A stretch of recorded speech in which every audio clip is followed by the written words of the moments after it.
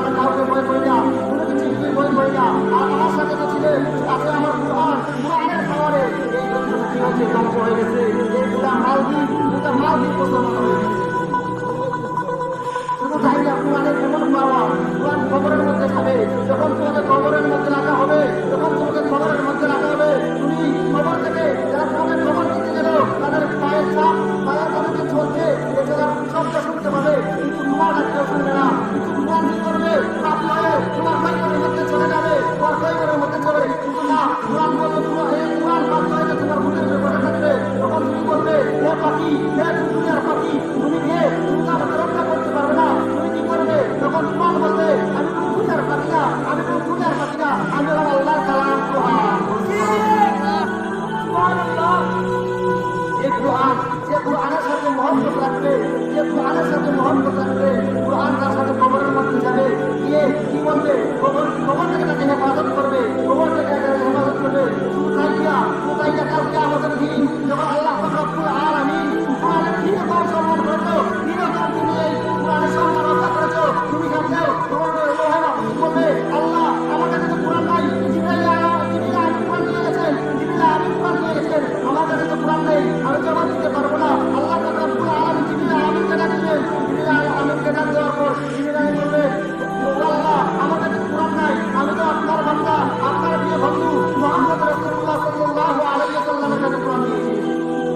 তখন আল্লাহ রব্বুল আলামিন বললেন, ওগো আমার বন্ধু, আমার প্রিয় হাবিব, আমার কোরআনের কেমন ইবাদত করেছো, কেমন সম্মান রক্ষা করেছো, তুমি কোরআনের কেমন সম্মান রক্ষা করেছো বলো। রাসূল সাল্লাল্লাহু আলাইহি ওয়াসাল্লাম বললেন, আমি তো আমার উম্মতের মধ্যে কোরআনকে রেখে দিয়ে এসেছি, আমার উম্মতের মধ্যে কোরআনকে এসেছি, তাদেরকে জিজ্ঞাসা করলাম কেমন করে ইবাদত করেছে।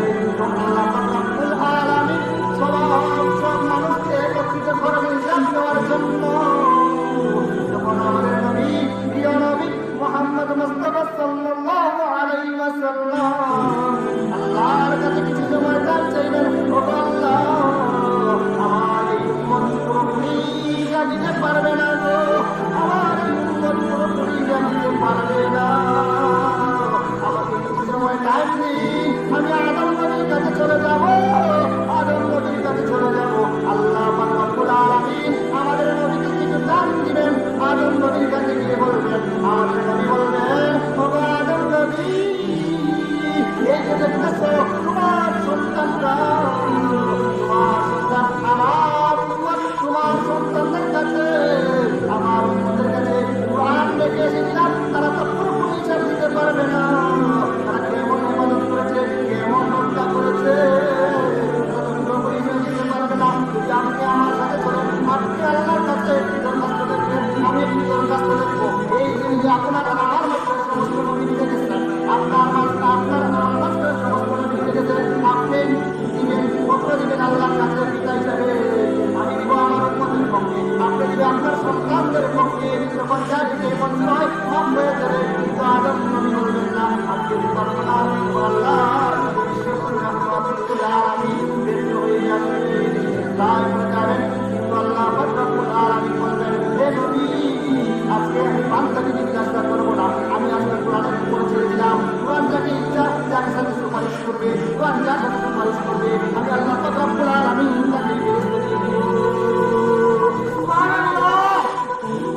আল্লাহ রব্বুল আলামিন কোরআনের মধ্যে কোরআনের উপর ছেড়ে দিবেন, কোরআন যাকে ইচ্ছা যাকে যে কোরআনের সাথে বেশি মহব্বত করেছে, যে কোরআনের সাথে মহব্বত রেখেছে, তাকে কোরআন কি করবে? সুপারিশ করে জান্নাতে নিয়ে যাবে। তাহলে আপনার কোরআনের সাথে মহব্বত রাখতেন না রাখতেন না? কোরআন কোথায় পড়ানো হয়? কোরআন কি স্কুলে পড়ানো হয়? না, কোরআন কোথায় পড়া হয়? কোরআন পড়া হয় এই কামরিজ মাদ্রাসায় পড়ানো হয়। কোথায় পড়া হয়? ঠিক এই কামরিজ মাদ্রাসায় কোরআন পড়ানো হয়। তাহলে কোরআন ওয়ালাদের সম্মান আছে না? আছে আছে আছে না নাই? আছে। কোরআনের সম্মান আছে নি? আছে। না খালি আলেমদের পিছনে লাগতাম? আছে আছে। আলেমদের পিছনে লাগতাম আমরা? না। এই তো আলিম হাফিজ, কোরআনের হাফিজ হিসাবে বল, আলিম হিসাবে বল, তারা তো কোরআন শিক্ষা দেয় না, স্কুলে সারা বলতে না। কিন্তু বর্তমানে কিছু লোক আলিমের পিছনে লাগে, ঠিক কিনা? ঠিক। আছে না নাই? ঠিক। আমরা যদি আজকে যদি আলিমের পিছনে লাগতাম না ইনশাআল্লাহ, লাগতাম না। যে আলিম সমাজ, এই যে কোরআন ওয়ালা, কোরআন শিক্ষা যে কোরআনের একটি হরফ করলে কয়টি নেকি পাওয়া যায়? 10টি নেকি। কয়টি? 10টি নেকি পাওয়া যায়। যে কেউ যদি বলে আলিফ লাম মিম, কয়টা নেকি হয়ে যায়? কয়টা? আলিফ একটা অক্ষর, লাম একটা অক্ষর, মিম একটা অক্ষর। তো একটা হরফ যদি 10টা নেকি হয়, তো কয়টা নেকি হয়েছে? 30টা। 3 10 30টা। আমরা আলিমের পিছনে লাগি, এই আলিমকে আমরা কায়দা করাইলা, শেখানো করাইলা, উপাসনা করাইলা, এই আলিমের পিছনে লাগি। ঠিক কি না? আল্লাহ বলে আমরা লাগতাম না। শুধু এই কোরআন যখন আল্লাহ রাব্বুল আলামিন কোরআনের কাছে বিলিয়ে দিবেন, যে কোরআন তাকে সুপারিশ করবে, তাকে জান্নাতে নিয়ে যাওয়া হবে, তখন আল্লাহ কোরআন লিখে দিবেন, কোরআন নিয়ে দিবেন, তখন যে সময় কোরআন সুপারিশ করে জান্নাতে নিয়ে যাবে, তখন যে পর্যন্ত একবারে 99টি মামলা থাকে, 99টি মামলা। তখন আল্লাহ রাব্বুল আলামিন কোরআন যখন সুপারিশ করবে, কোরআন দুইটি কথা বলবে, আল্লাহ হয়তো আপনি আমাকে কোরআন, আমি যে আপনার কোরআন, আমি যে আপনার কালাম, এটা স্বীকার করার নয় যে কি এই বান্দাকে মাফ করে দিন। আমি যে আপনার কালাম, আমি যে আপনার কালাম, কোরআন বলবে আমি যে আপনার কালাম, আমি যে আসমানি কিতাব, সত্য কিতাব, এটি আপনি স্বীকার করেন নয় তো কি অস্বীকার করেন নয় তো কি মাফ করে দেবে। আল্লাহ রাব্বুল আলামিন বলেন তুমি যে আমার কালাম, এটা অস্বীকার করা যাবে না, সুতরাং তাকে মাফ করে জান্নাতে নিয়ে যাও। সুবহানাল্লাহ। তো তাই না কোরআনের এমন পাওয়ার যে উমর রাদিয়াল্লাহু তাআলা আনহু করেছিলেন, রাসূল সাল্লাল্লাহু আলাইহি ওয়াসাল্লামের গর্দান কাটার জন্য বেরিয়ে গেলেন। একবার ইহুদিরা কাফেররা রাসূলকে হত্যা করার জন্য বৈঠক করল। বৈঠক করার পর বলল, কে আছো? রাসূল করিম সাল্লাল্লাহু আলাইহি ওয়াসাল্লামের গর্দান কাটবা। নাউযুবিল্লাহ, নাউযুবিল্লাহ। তখন উমর রাদিয়াল্লাহু তাআলা বললেন, আমি পারবো। সবাই